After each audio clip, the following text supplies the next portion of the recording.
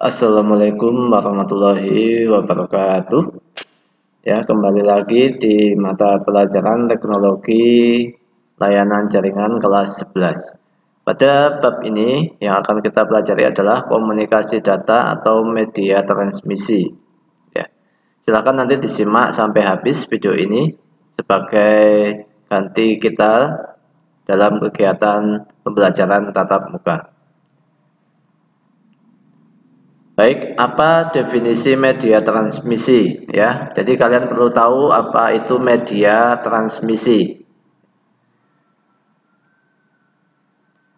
Media transmisi adalah media yang menghubungkan antara pengirim dan penerima informasi. Karena jarak yang jauh, maka data terlebih dahulu diubah menjadi kode atau isyarat. Ya, jadi kalau kita berkirim pesan, itu pesan kita diubah dulu menjadi kode dan isyarat. Dan isyarat inilah yang akan dimanipulasi dengan berbagai macam cara untuk diubah kembali menjadi data. Kemudian apa media transmisi yang termasuk jenis media transmisi GUID? Ya, jenis media transmisi GUID, satu twisted pair cable. Ya, kabel ini terdiri atas dua pasang kawat yang terpilin. Twisted pair lebih tipis, lebih mudah putus dan mengalami gangguan lain sewaktu kabel terpuntir atau kusut. Ya, kita bisa lihat ya di sini jenisnya ada dua, yaitu unshielded twisted pair atau kabel UTP yang tanpa pembungkus.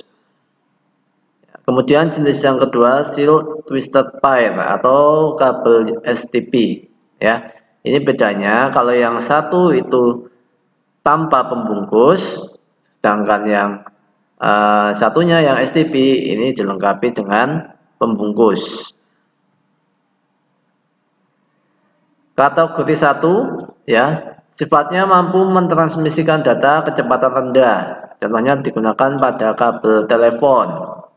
Yang kedua, sifatnya mampu mentransmisikan data lebih cepat dibandingkan dengan kategori 1. Dapat digunakan untuk transmisi digital dengan bandwidth hingga 4 MHz. Ya. Kemudian kategori 3, 4, dan 5 ini masing-masing punya spesifikasi yang lebih tinggi dibandingkan dengan kategori 1 maupun kategori yang 2. Secara fisik, kabel unshielded twisted pair ini terdiri atas 4 pasang kabel medium. Ya, kita sudah sering menggunakan kabel UTP ini untuk membuat kabel jaringan di kelas 10 saat kita praktek pengkabelan. Ya, kalian ingat ada dua, yaitu kabel silang dan kabel strike atau lurus. Ya, yang masing-masing punya sifat punya manfaat atau punya kegunaan yang beda-beda.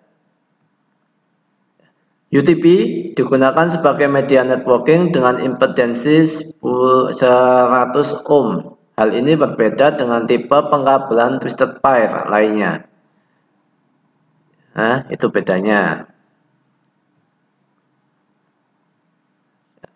Kecepatan kabel UTP yaitu 10 sampai 100 Mbps. Ya, biayanya tergolong murah ya. Jadi kenapa kita menggunakan kabel UTP? Ini harganya lebih murah sehingga lebih sering dipakai untuk praktek anak-anak di jurusan teknik komputer dan jaringan. Ya. Ukurannya kecil. Panjang kabel maksimum yang diizinkan adalah 100 meter. Jadi kabel ini usahakan digunakan untuk jaringan yang jaraknya tidak lebih dari 100 meter atau jaringan lokal. Ya. Kemudian yang STP ya, ini yang perbedaannya tadi. Kalau yang UTP ini tanpa pembungkus, kalau yang STP itu kabel yang digunakan atau dengan pembungkus. Terdapat pembungkus tambahan untuk setiap pasang kabel, sama jumlahnya ada 4 pasang 8 kabel.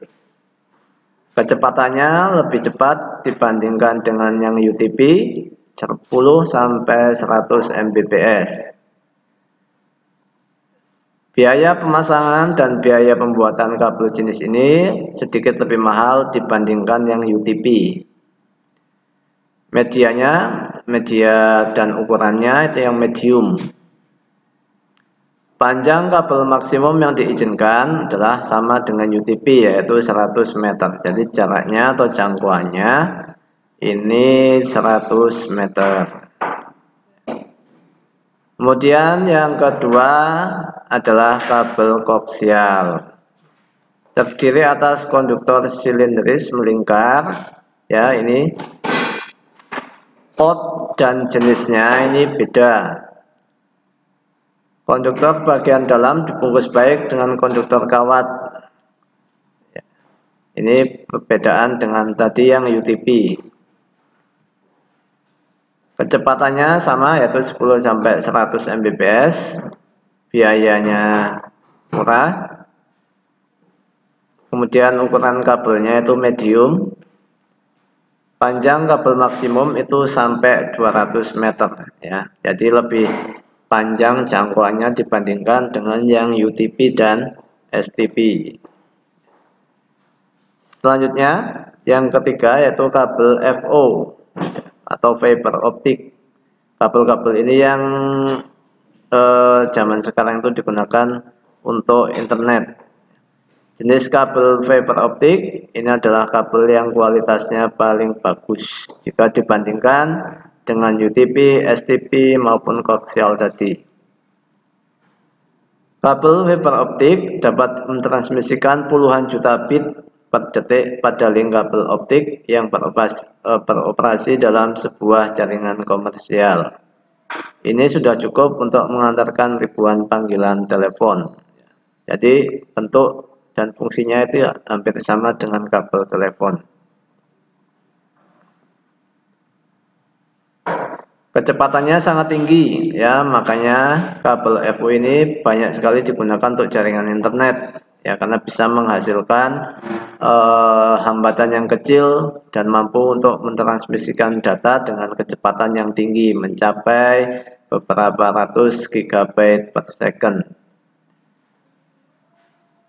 Ya, mampu membawa bandwidth dengan kapasitas yang besar. Jadi untuk bandwidth dengan kapasitas yang besar, kabel ini sangat direkomendasikan.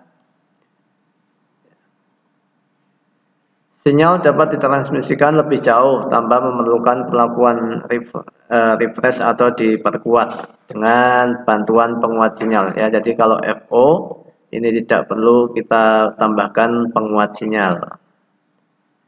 Ya. Daya tahan cukup kuat, ya, misalkan dari gangguan binatang seperti tikus, kemudian kejadian-kejadian alam, ya, ini kabel ini lebih kuat dibandingkan dengan yang STP maupun yang UTP, dan juga biaya perawatan yang lebih mudah atau relatif lebih murah dibandingkan dengan yang UTP. Ya, itu tadi tentang media transmisi data yang berupa kabel. Untuk bab-bab yang akan kita pelajari minggu depan, yaitu tentang perbandingan jenis kabel. Kita kembali ke halaman awal. Tadi ada media transmisi. Kemudian apa media transmisi yang termasuk dalam on-grid, ya, kebalikannya yang tadi. Kalau media transmisi ini yaitu media transmisi yang menggunakan gelombang. Ya. Kalau yang tadi yang grid itu yang berupa kabel, kalau yang on-grid ini yang berupa gelombang.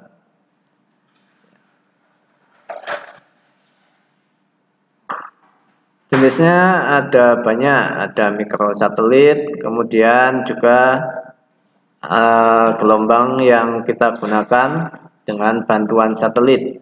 Ada dua konfigurasi umum untuk komunikasi satelit, ya. Di sini ada gambarnya. Kemudian, nah ini jalur broadcast melalui gelombang mikrosatelit. Kemudian radio broadcast dan lain-lain. Jadi intinya media transmisi jenis unguit ini adalah media yang menggunakan gelombang. Kalau kita bisa gunakan atau kita sering gunakan yaitu menggunakan jaringan wireless. Ya, itu saja untuk materi pada hari ini. Nanti kita lanjutkan untuk minggu depan. Silahkan nanti absen di kolom deskripsi video. Sekian, selamat belajar. Wassalamualaikum warahmatullahi wabarakatuh.